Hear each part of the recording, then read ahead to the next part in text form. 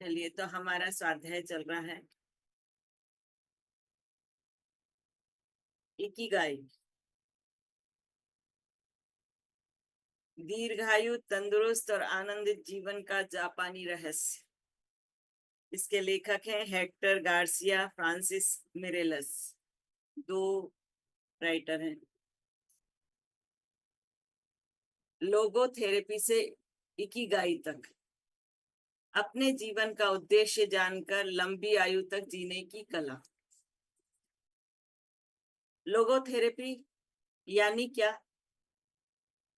Victor Frankel के एक सहयोगी ने साइको एनालिसिस के बारे में अपनी राय कुछ इस प्रकार बयान की। साइको एनालिसिस में मरीज लेटा हुआ होता है, कई बार ऐसी चीजें बोल देता है जो किसी और समय बोलना इतना आसान नहीं होता है।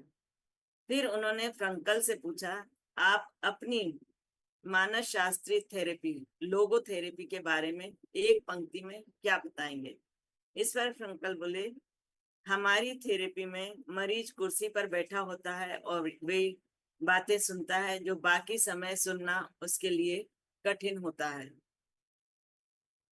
फ्रैंकल ने इसका स्पष्टीकरण देते हुए कहा, मैं हमेशा अपने मरीज से पहला सवाल यही पूछता हूँ कि आपने आज तक आत्महत्या क्यों नहीं की। इससे मरीज को जीने के लिए कोई ना कोई अच्छी वजह मिल जाती है और वह उस उद्देश्य के साथ आनंद से अपनी आगे की यात्रा शुरू करता है। फिर लोगोथेरेपी क्या करती है? इसका जवाब एकदम स्पष्ट है। वह आपको जीवन जीने के लिए एक अच्छा सा मकसद ढूंढने में मदद करती है। लोगोथेरेपी लोगों को उनके जीवन का उद्देश्य समझाने में सहयोग करती है, जिसकी वजह से उनके जीवन का अर्थ होता है, जिसकी वजह से उन्हें जीने की नई उम्मीद मिलती है और वे नए जोश और उत्साह के साथ आगे का जीवन जीने लगते हैं। साथ ही वे अपनी नकारात्मक कार्यशैली को बदलना और समस्याओं पर विजय प्राप्त करना भी सीख जाते हैं। जीने का उद्देश्य। वियना क्लिनिक में फ्रैंकल ने यह निष्कर्ष निकाला कि लोगों को जिंदा रहने के लिए न किसी मकसद की जरूरत होती है, उन्होंने किसी न किसी मकसद की जरूरत होती है। उन्होंने जिन लोगों का अध्ययन किया उनमें से 80% लोग मानते थे कि उनके पास जिंदा रहने के लिए कोई उद्देश्य है।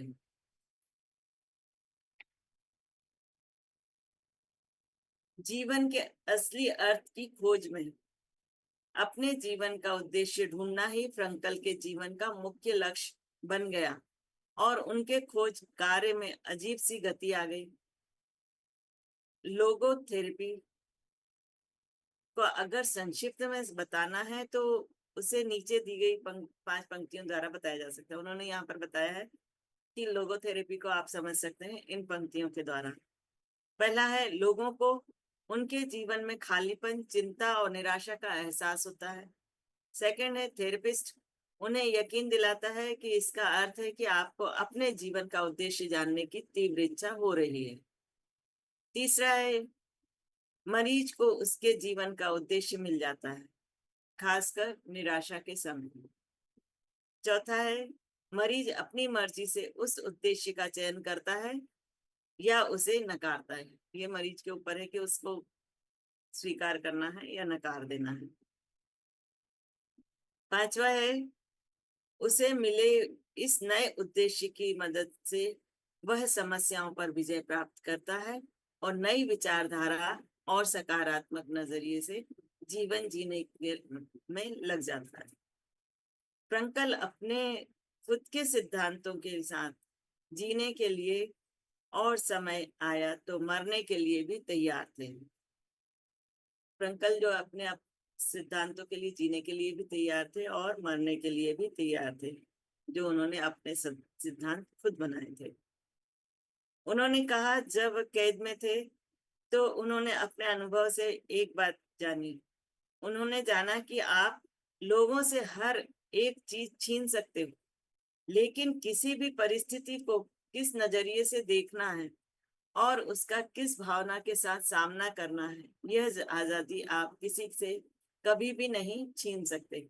किसी भी परिस्थिति में कौन सा नजरिया रखना है और कौन सी भावना के साथ लड़ना है, यह आजादी कोई भी इंसान किसी भी इंसान से नहीं छीन सकता। ये सभी बातें उन्होंने अपने अनुभव से जानी और बिना किसी की मदद से खुद समस्याओं का सामना भी किया और इसी चीज से उन्हें प्रेरणा भी मिली। तो उन्होंने बताया है कि आपके ऊपर है कि आपका नजरिया क्या है, समस्याओं से निकलने के लिए निकलना है नहीं निकलना है, ये सब आपके ऊपर है, इसको कोई नहीं छीन सकता। अस्तित्व की लड़ाई। जब भी हमारे जीवन में कोई उद्देश्य नहीं होता है या धुंधला होता है तो हमें अपने अस्तित्व के बारे में निराशा महसूस होने लगती है। फ्रंकल इसे किसी साधारण निराशा के समान नहीं समझते। उनका मानना है कि इस निराशा में ऊर्जा होती है जो नव निर्माण की वजह बनती है। इसलिए वह तो इस निराशा को एक सकारात्मक भावना मानते हैं। बाकी थेरेपीज इस तरह लोगोथेरेपी से इस निराशा को मानसिक बीमारी नहीं मानती, उल्टा इसे आध्यात्मिक खोज मानती है। यह तो एक कुदरती प्रक्रिया है जिसमें लोग खुद से या किसी और की मदद से अपने अस्तित्व की खोज करते हैं। इसकी मदद से वे एक नई संतुष्टि की अनुभूति पाते हैं और अपने जीवन को अंतिम लक्ष्य पाने की यात्रा करते हैं। तो यह हम लोगोथेरेपी, हम खुद भी ये समझ रहे हैं इस चीज को, जहां तक मैं समझ रही हूँ कि लोग हम लोगों से जुड़ रहे हैं और ध्यान कर रहे हैं, ध्यान में आगे बढ़ रहे हैं। ये भी वो अपनी इकिगाई की खोज कर रहे हैं, अपने जीने का मकसद ढूंढ रहे हैं। जब भी किसी इंसान को इस प्रकार की मदद की जरूरत होती है तो लोगोथेरेपी उसकी मदद करने के लिए आगे आती है, साथ ही उसके अंदर की दुविधा को दूर करके उसे अपने लक्ष्य की ओर जाने में मदद करती है। मैन सर्च फॉर मीनिंग नामक बुक में फ्रंकल ने ऐसी कल्पना की है कि जिसे क्यों का जवाब मिल जाता है, उसे कैसे का जवाब भी मिल जाता है। फ्रंकल ऐसा मानते हैं कि हमने आज तक क्या हासिल किया है और हमें क्या हासिल करना है, इसके बीच जो अंतर होता है वही हमारे अंदर तनाव का निर्माण करता है। यही तनाव हमारे अच्छे स्वास्थ्य की वजह बनती है।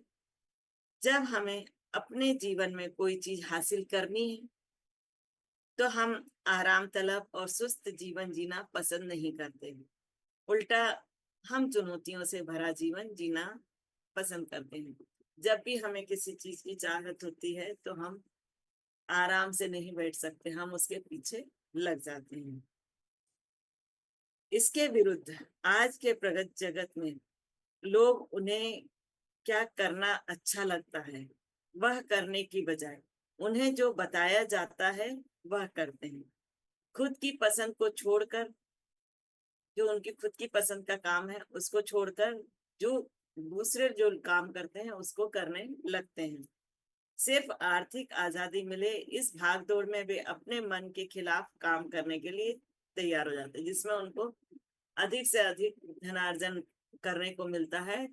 तो जो उनकी इच्छा होती है उसको छोड़ देते हैं और वो उसके पीछे लग जाते हैं जिससे ज्यादा से ज्यादा धन अर्जन हो सके। लेकिन कभी कभी यह आंतरिक लड़ाई इतने बड़े पैमाने पर पहुंच जाती है कि आत्महत्या के विचार उनके मन में आते हैं। संडे न्यूरोसिस इसका एक ही प्रकार है। इतवार या छुट्टी के दिन लोगों के सामने कोई व्यावसायिक कार्य या कोई दूसरा काम ना होने की वजह से उन्हें सुबह उठते वक्त उद्देश्य नहीं मिलता। उन्हें अपने अंदर एक खालीपन महसूस होता है। आज मैं उठकर क्या करूंगा, इस सवाल का जवाब उन्हें ढूंढना पड़ता है। आज का दिन खुशी से कैसे बिताएं, इस सवाल की जवाब की खोज में वे रहते हैं। असल में वे लोग इकिगाई की खोज में लगे रहते हैं। लोगोथेरेपी के हिसाब से जब भी किसी इंसान को उसके जीवन का उद्देश्य प्राप्त होता है तो वह अपने अस्तित्व की यह लड़ाई जीत लेता है। फ्रंकल अपने अनुभव से बताते हैं कि उन्होंने अपने उद्देश्य को कृति में परिवर्तित किया। जब वह अपने भूतकाल में झांक कर देखते हैं तो उन्हें किसी प्रकार का अफसोस नहीं होता, क्योंकि उन्होंने अपने जीवन का उद्देश्य पूरा किया है और इसके प्रति उन्हें संतुष्टि का एहसास है। उन्होंने जो भी उनका उद्देश्य था उसको पूरा किया और उसको पूरा करने से वो आत्म संतुष्टि का एहसास करते थे। लोगोथेरेपी के माध्यम से अच्छे जीवन की ओर यात्रा, इसके लिए उन्होंने कुछ महत्वपूर्ण बातें बताई। सार्टे कहते हैं, हम अपने जीवन का उद्देश्य बनाते नहीं हैं, बल्कि उसे खोजकर निकालते हैं। हम में से हर एक के पास जीवन का उद्देश्य होता ही है और जीवन के हर पड़ाव पर उसमें थोड़ा बहुत बदलाव आता रहता है। जिस प्रकार से अगर हम किसी चीज के बारे में जरूरत से ज्यादा चिंता करते हैं और वैसी चीजें घटने लगती हैं, उसी प्रकार अगर हम अपने लक्ष्य पर जरूरत से ज्यादा ध्यान देते हैं तो वह चीज हमसे अपने आप दूर जाती है। खुश मिजाज और जोशपूर्ण माहौल में निराशा और नकारात्मकता दूर की जाती है। हम में से हर किसी के पास असाधारण और महान कार्य करने की क्षमता होती है। हम उस महान लक्ष्य को हासिल करेंगे या नहीं, यह इस पर निर्भर नहीं करता है कि हम किस परिस्थिति में हैं, बल्कि इस पर करता है कि हम उस परिस्थिति में क्या निर्णय लेते हैं। अगले कुछ पन्नों में हम फ्रंकल के किए हुए कुछ परीक्षण हैं जिनकी जानकारी हमको इसमें मिलती है। उन्होंने कुछ केस स्टडी की है। तो पहली केस स्टडी की उन्होंने विक्टर फ्रंकल ने जर्मन कंसंट्रेशन कैंप में जो 2 कैदी थे उनका अध्ययन करने के बाद मनोवैज्ञानिकों को यह पता चला कि जिन कैदियों को वहां से बाहर जाने के बाद बाहर के जगत में कुछ करना था, उन लोगों के जिंदा बाहर आने की उम्मीद ज्यादा थी। फ्रंकल के बारे में भी यह बात सही साबित हुई। वहां से बाहर आने के बाद उन्होंने जब लोगोथेरेपी की कार्यशाला शुरू की तो उन्हें पता चला कि खुद इसका पहला उदाहरण है, मतलब वो स्वयं ही लोगोथेरेपी के उदाहरण बन गए। फ्रंकल को एक लक्ष्य हासिल करना था जिसकी वजह से वह उन शिविरों में अपने आप को संभाल पाए। वहां से बाहर आकर वह जब ऑस्विट्ज में आए तो उनके पास सभी बातें लिखित में थी और उन्हें उन बातों को प्रकाशित करना था।